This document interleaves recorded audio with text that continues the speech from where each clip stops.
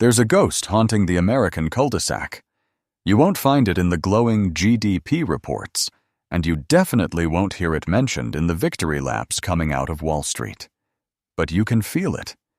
It's there every time you sit down to move money around on the first of the month. It's the ghost of a number, $100,000.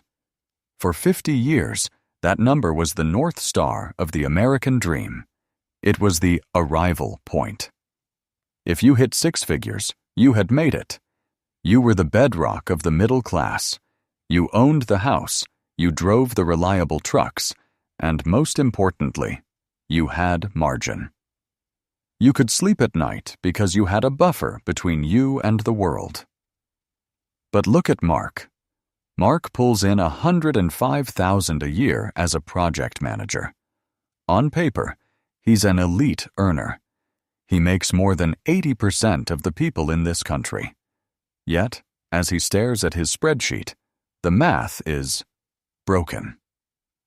Now look, before we pull back the curtain on why Mark's paycheck is vanishing, I've got to put the cards on the table. This video is for educational and documentary purposes. I'm an analyst, not your CPA or your lawyer. We're looking at the systemic architecture of 2026, not giving out get-rich-quick schemes. Your financial journey is your own, and you should always do your own homework before making a move. We're here to diagnose the machine, not fix your portfolio. Mark isn't lazy. He's not blowing his check on $15 lattes or overseas vacations. So why does the very number that represented security for his father feel like a trap for him? The answer isn't about how much Mark is making. It's about how the system was quietly re-engineered to extract that value before it ever hits his pocket. In the next 15 minutes, we're going to look at the three structural walls that have turned the $100,000 salary into the new surviving wage. And we're starting with the heavy hitter, the mismatch. To understand why Mark is struggling, we have to look at the anchor. In 1990, if you told someone you made $100,000, they'd assume you were a local tycoon. Back then, $100,000 had the purchasing power of nearly $250,000 in today's money.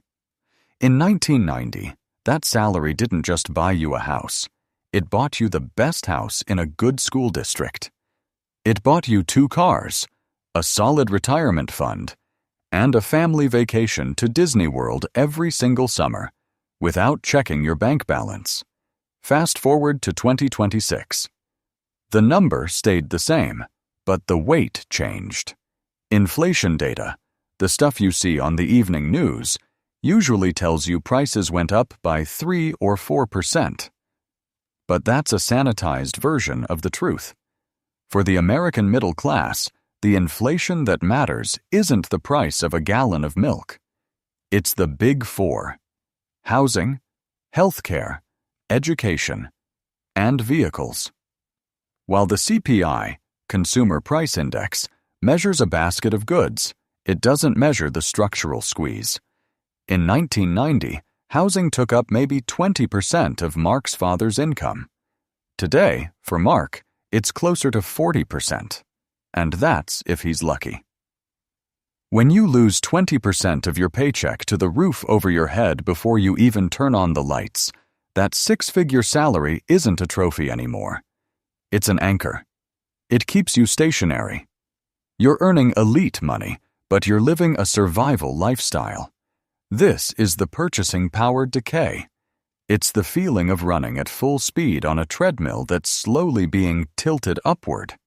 You're making the same money, but the ground is moving faster than you are.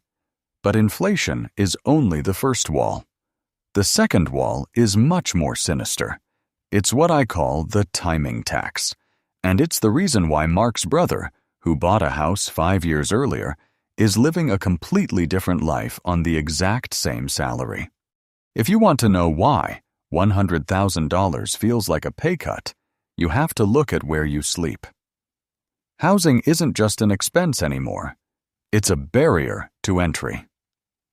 In the real America of 2026, we're dealing with what I call the timing tax.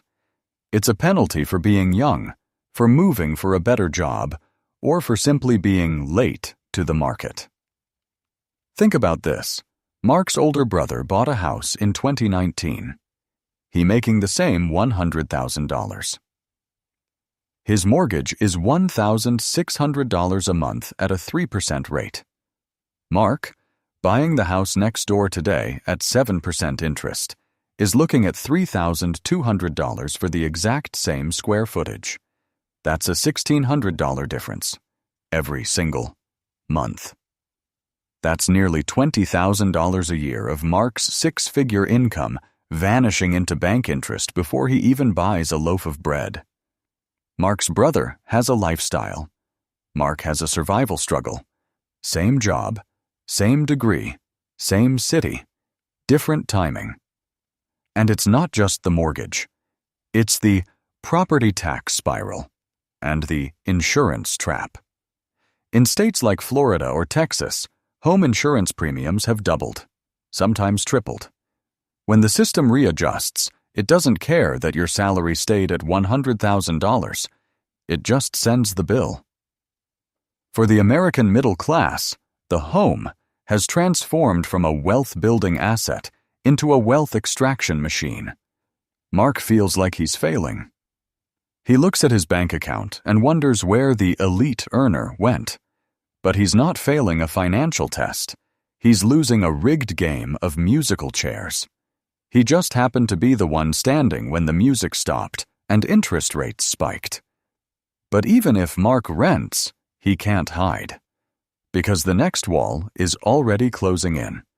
And this one is invisible.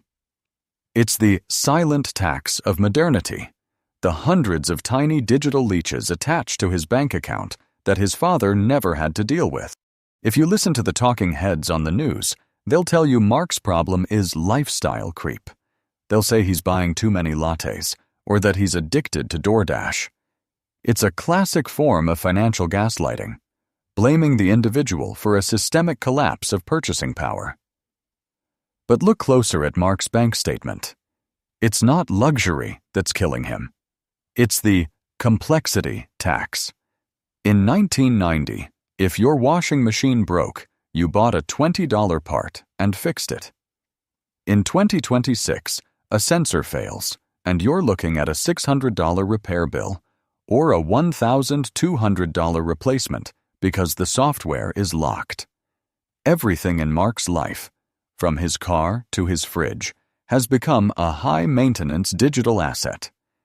Then, there are the digital tolls. Mark's father didn't have a subscription for his toothbrush or his car's GPS. Mark does.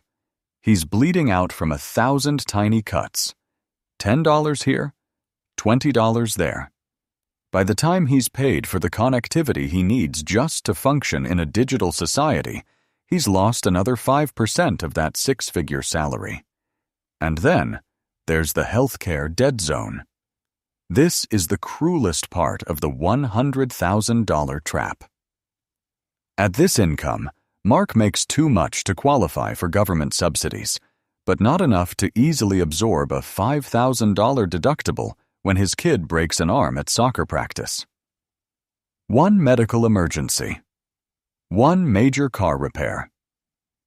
That's all it takes to wipe out months of six-figure savings. This isn't lifestyle creep. This is structural suffocation. Mark isn't living a grand life. He's just paying the high cost of admission to a society that has become incredibly expensive to maintain. So, where does this end? Is the $100,000 dream officially dead?